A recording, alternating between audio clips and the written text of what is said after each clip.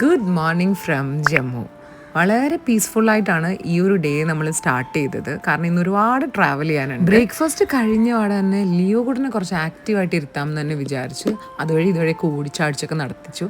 അത്യാവശ്യം നല്ല സ്പേഷ്യസ് ആയിട്ടുള്ള ഒരു പ്രോപ്പർട്ടി ആയിരുന്നു. ഇത് റാഡിസൻ്റെ ഒരു പ്രോപ്പർട്ടി ആയിരുന്നു. ആൻഡ് ഇന്ന് നമ്മൾ ട്രാവൽ ചെയ്യാൻ പോകുന്നത് ജമ്മു ടു ശ്രീനഗർ ആണ്. വെറും 40 മിനിറ്റ്സ് കൊണ്ട് നമ്മൾ അവിടെ ഫ്ലൈ ചെയ്തെത്തും. നമ്മൾ ആക്ച്വലി ബൈ റോഡ് വിചാരിച്ചാണ്, പെട്ടെന്നാണ് നമ്മുടെ പ്ലാൻ മാറ്റി ഫ്ലൈറ്റ് ആക്കിയത്. വളരെ പെട്ടെന്ന് തന്നെ നമ്മൾ ലാൻഡ് ചെയ്തു കേട്ടോ. ആൻഡ് നമ്മൾ ഇറങ്ങിയപ്പോൾ തന്നെ നമ്മളുടെ ഡ്രൈവർ നമ്മളെ കൂട്ടാൻ വേണ്ടി വന്നിട്ടുണ്ടായിരുന്നു. പക്ഷേ ഈ ഒരു ഏരിയ ഒക്കെ കണ്ടപ്പോൾ ഞാനത് ഇതാണോ കാശ്മീർ? നമ്മൾ വീഡിയോസിലൊക്കെ ഉള്ള കാശ്മീർ തല്ല. നല്ല പച്ചപ്പും ചെമ്മരിയാടുകളും പോണിയും അങ്ങനെ പോകെ 2-3 ചെമ്മരിയാടുകളൊക്കെ ആദ്യം ഞാൻ കണ്ടു. പിന്നെ അത് ചെറിയൊരു കൂട്ടമായി. പിന്നെ അത് കഴിഞ്ഞിട്ട് ഞാനത് ഇത്രയ്ക്കേ ഉള്ളോ ഇവിടെ?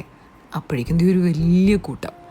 അപ്പം മനസ്സിലായി ഗ്രാജുവലി വളരെ ഇമ്പ്രൂവ്ഡ് ആയിട്ട് വരുന്നുണ്ട് നമ്മൾ ഉള്ളേരിയയിലേക്ക് പോകുമ്പോൾ. പിന്നെ കുറേ വെള്ളച്ചാട്ടങ്ങൾ കണ്ടു, പാടങ്ങൾ കണ്ടു, പിന്നെ ഈ പോണിയൊക്കെ കണ്ടു തുടങ്ങി. അപ്പോഴേക്കും എനിക്ക് സമാധാനമായി. ഞാൻ ഈ വീഡിയോസിലൊക്കെ കണ്ട കാശ്മീരാണ് ഞാനിപ്പോൾ കാണാൻ പോണേന്നുള്ളത്.